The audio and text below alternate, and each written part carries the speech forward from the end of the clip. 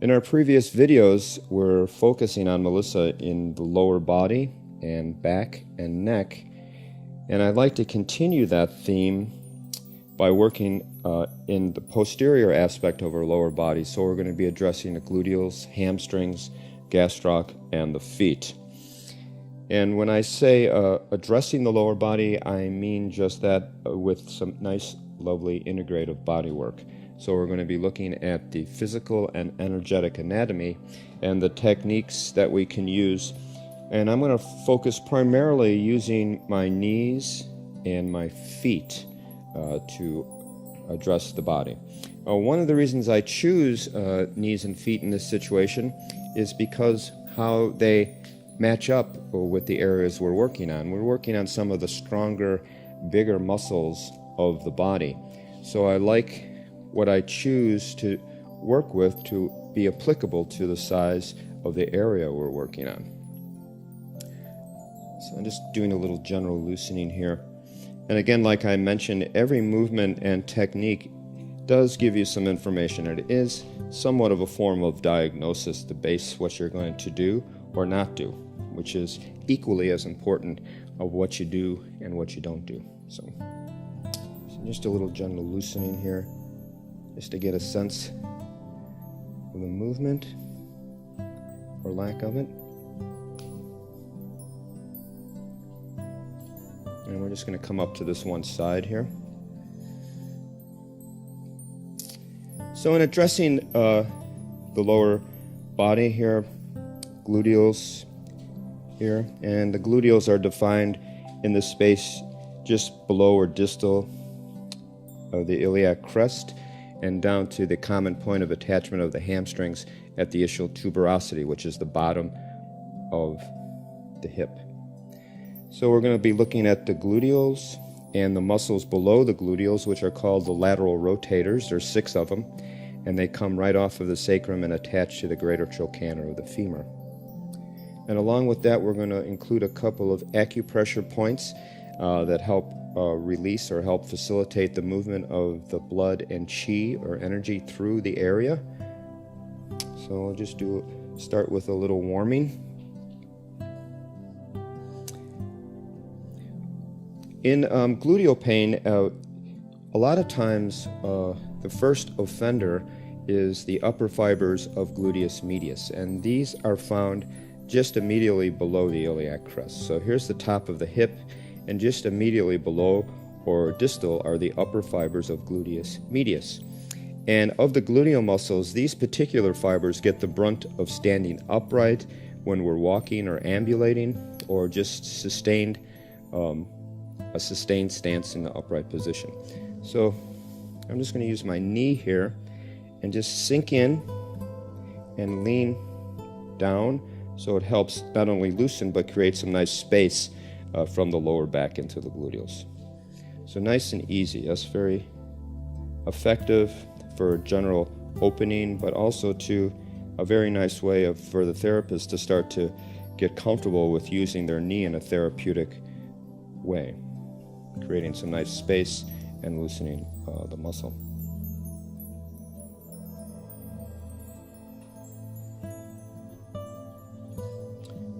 So there's a series of things to do in loosening the gluteals.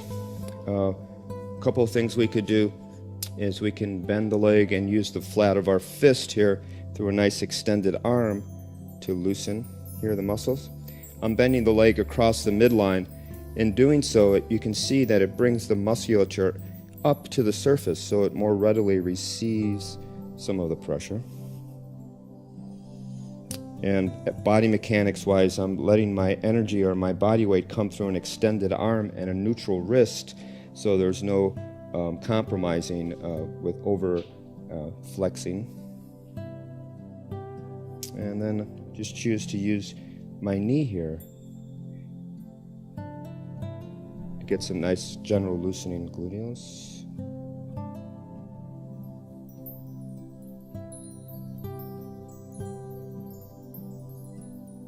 Pressure's okay, Melissa? Yes? Mm-hmm. You know, it's interesting when you really look at the different alternatives we have of working the body, especially when you consider the inclusion of your feet into the work. So on an anatomical structural position, we have the sacrum here, which is the bottom of the spine, and it not only anchors the sacrum and is the connection between the upper and lower body, but also its point of attachment for the gluteal muscles. So one thing I've been starting to do is using my heel sinking in and down, so my foot is supported with the ball of the foot, and I'm just coming down with my heel into the gluteal, just immediately lateral of the sacrum, out towards the acromion, not the acromion process, but the greater trochanter of the femur, where the muscles attach. And again, not only the obvious saving the wear and tear on your arms and wrists, but also the effectiveness of using the energy and the leverage and the power of your lower body to loosen the areas that we're targeting. Very nice approach. Here you can be very specific, and then you can just take it right into the hamstring. And again, like I mentioned before, it's the contour or the arch in the case of the foot that so nicely fits over the back of the leg. One thing that we should caution is that we want to keep the leg in nice alignment so that when you are adding compression down, you're not compromising the joint, particularly the knee joint. So a lot of times I'll take my foot like this, but also hold their leg up so I know that they're receiving the pressure in a correct way so that it's not compromising the knee. There's also a lovely, it's called leg lock, where you just lean in this way, causing nice pressure at the attachment just behind the knee.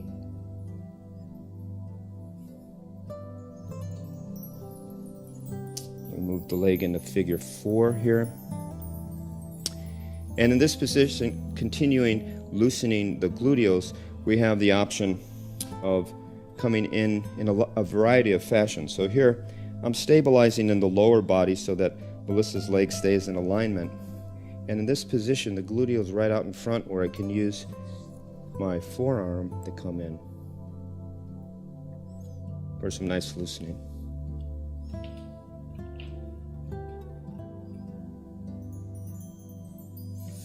On larger clients, it's the same intention, but I would use my knee. I could just sink in this way. So here I'm right between the the lateral border of the sacrum, but also the greater trochanter of the femur, right in this soft tissue trough, getting all the bellies of the lateral rotators along with the gluteals.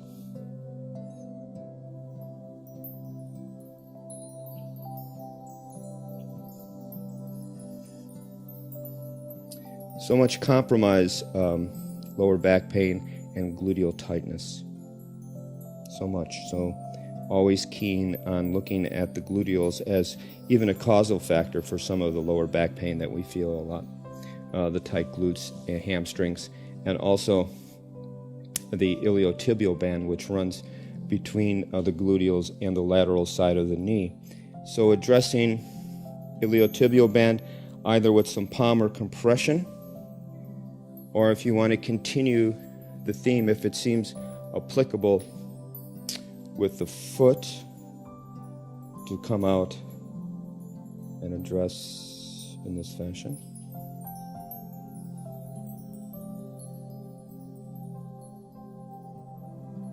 Just sinking in.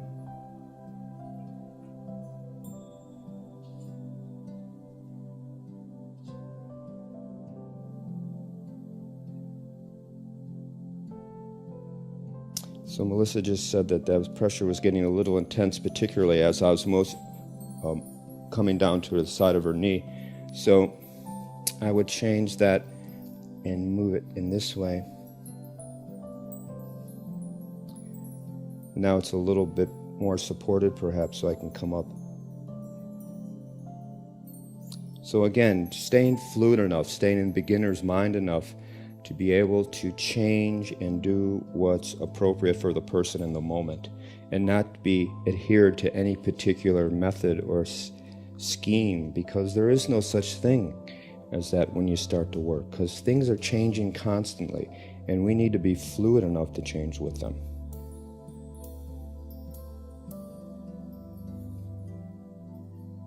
Now here I'm adjusting the lower body a little bit too. The lower lateral compartment of the leg, peroneals, tibialis anterior, with some continued footwork.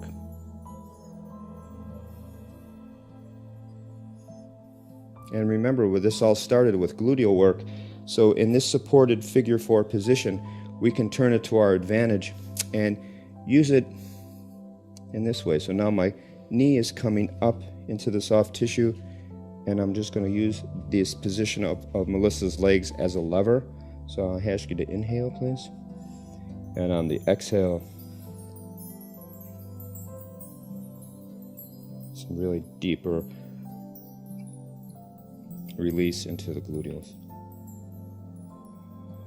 And you can see from the therapist's point of view how it's nice and solid and supported. Nice contact here, and my bent leg is adding support for my upper arm so that I feel that sense of groundedness when I'm working, so that I can more readily focus on the pressure and the sustained breath. So it's easy. And just moving into the lower body on the other side here, and taking a look at how that is. I like to add a lot of movement when I'm working to check from side to side, because there's usually some variance from side to side, because even though it has a shared function with the other side, it's taking the weight different. There might be some different alignment or misalignment in the body, so paying attention to that.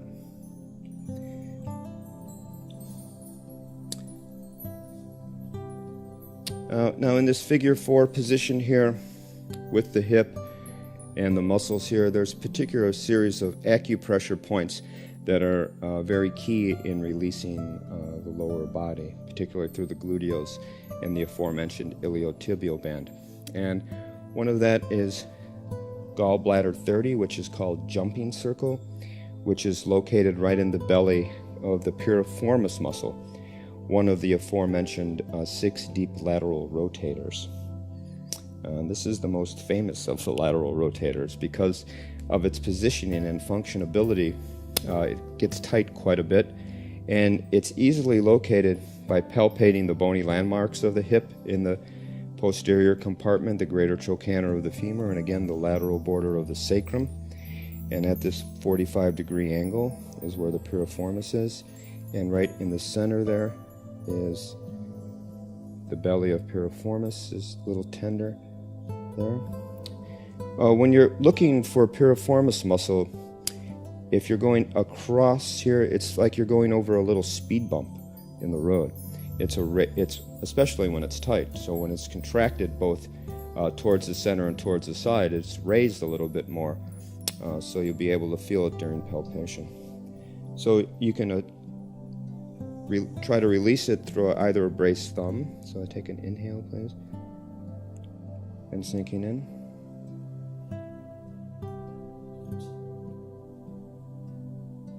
You can come in with an elbow, forearm.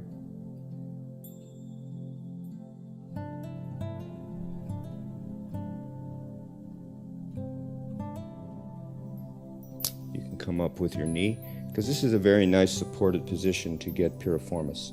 I'm coming from a up position down into the muscle. My hands are supported on either side, so I can open or close the body when necessary, but also these two hands of contact add some very good support. So I can just come up and have you inhale again, please, and exhale, and my knee just comes right down onto the point. My knee here grounded, my foot here grounded, allowing my weight to shift from back to forward.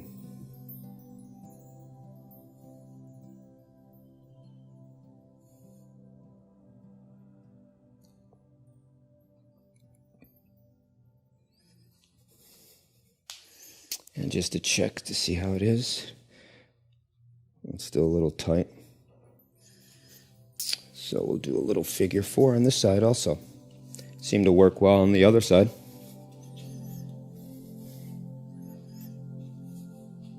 So first we'll loosen up the iliotibial band.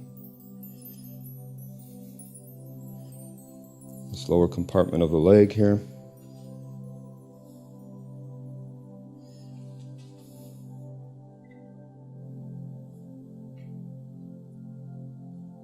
And then come in using our knee as the contact point here. So we feel for the muscle, patella, take a nice inhale,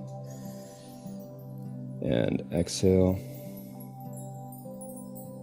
It's pretty strong movement, so you want to be careful, and you want to do a lot of general loosening before you go right into this.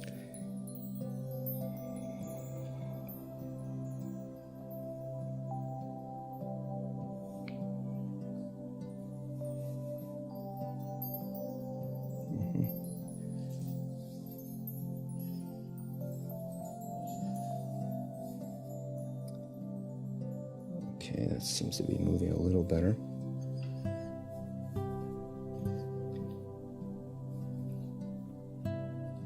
So in addressing the hamstrings here, and again, just to, as a reminder, an anatomical reminder, we have these 3 hamstrings, the muscles of the posterior compartment of the leg, and they have common point of attachment at the ischial tuberosity. So in loosening hamstrings, it's always good to address the common point of attachment. So I'm coming in with a braced thumb and sinking in until you feel the bony ledge, and then just a nice sweeping back and forth here. Very nice. And then just doing a little point work here, addressing the individual meridian and muscle. So we have 3 muscles here: semitendinosus, semimembranosus, and biceps femoris. The biceps femoris is the one that has the 2 heads here. And it's the biceps femoris that has a tendency, when it's contracted, it can add to what's called a mock sciatic nerve pain, where this is a site of entrapment, where if the muscle is chronically tight, it will send pain signals down through and mimic, or actually engage, the sciatic nerve as it comes down. So we always like to check to see if they are saying or have been diagnosed with sciatic pain palpation, to find out where the root cause of the pain is, because she had mentioned that she occasionally gets a little nerve pain feeling, is what her words, down into the lower body, and if it was true sciatic pain, she'd feel more pain in her lower back where the nerve starts in the lumbar vertebrae, but she's not feeling that at all. So my suspect with that is either there's entrapment in the piriformis, which is the other site of signaling sciatic nerve pain, and we've worked that pretty well. So we're left with the hamstring. So I can feel right here there's quite a tight ridge here, so I'm going to be addressing that in a couple of different ways. I'm going to use my knee here to come, again, immediately just distal or below the common point of attachment of the hamstrings, just below the ischial tuberosities. I'm going to sink in this fashion. So I have a nice low center of gravity, so my energy settles really quick but easy and strong into hamstrings. And I have her leg bent, puts a little stability. I can hold on to this foot, and as far as being a therapist, I feel really nice and supported, so I feel easy moving my weight into different segments of the hamstrings. Also, too, viable approach of using your foot here. Sinking in.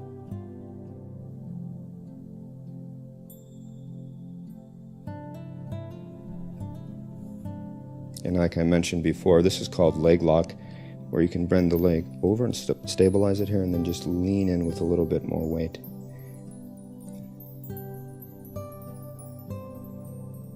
I can feel this sticking point right here on her, so what I'm going to try is what's called pin and stretch. So I'm going to go right into the affected area where it's very tight, and this is the outer head of biceps femoris, and I'm just going to engage it with my knee here and do what's called pin and stretch. So I'm pinning the hamstring, and now lowering the lower portion of the leg is a pin and stretch move.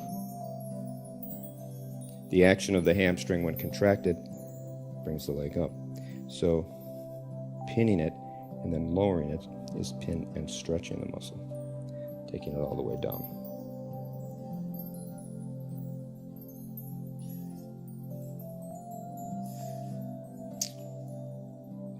So feeling pretty good about that. Let's just see how the motion is from side to side.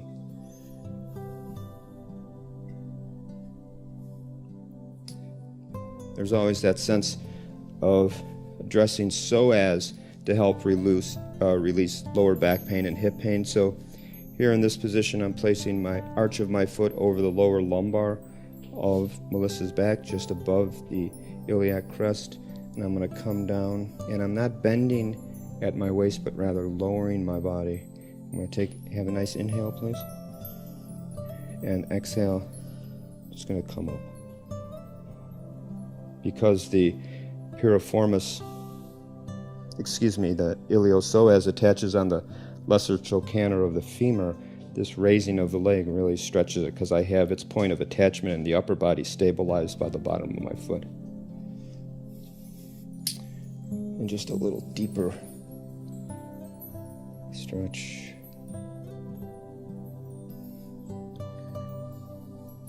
And just see. Okay, finally a little softening here. So this is very good.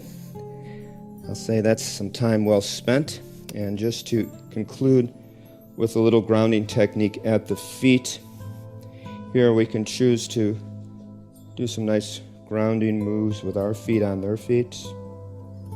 There's so many ways of addressing the lower body. We can come and face away if we choose, and just use our heels, which I think we'll do here, alternating pressure into the bottom of our feet.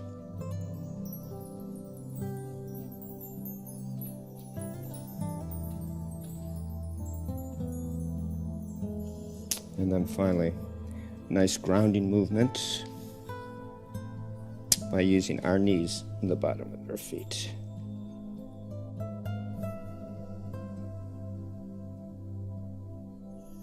This also helps facilitate the movement of energy and chi down through her lower body into her feet, so that not only does it give a sense of completion, but also a sense of groundedness, especially when she gets up and starts to walk around. So I want to thank you for viewing this video.